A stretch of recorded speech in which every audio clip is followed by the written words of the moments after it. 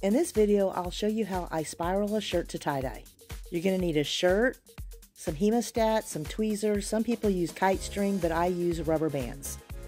I've been asked several times how I get my spiral such an evenly flat surface. I turn my shirt wrong side out and I lay it down flat with the front side down. I go across from the armpits and find the center of the shirt. I pinch the material with my hemostat and I'm going to turn, forming those pleats. Only do a few turns because then you're going to just hold that in place while you work the rest of the shirt around the hemostats. Once I got a good center going, I release the hemostats and hold that down with my hand. I make sure to keep holding that center, but I'm going to use my other hand and I'm just going to keep pulling it, making pleats going around the shirt. I'm never going to turn the shirt, I'm just going to keep working around the shirt.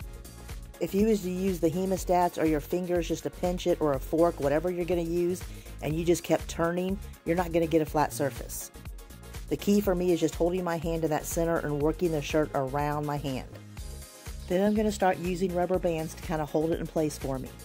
Once I start adding rubber bands, I just keep pulling the shirt and adjusting the rubber bands. I'm going to keep repeating that process until I have the shirt nice and tight and flat. I use number 19 rubber bands because you don't want to use rubber bands that are too tight and going to squish the shirt up. I find it easier having a flat surface when I'm going to add my powder dye to do ice dye or for my liquid when I'm doing liquid dye. I use the tweezers to adjust any pleats that might need adjusted. I flip it and add my dye colors to the front side of the shirt because it's going to be a flatter surface.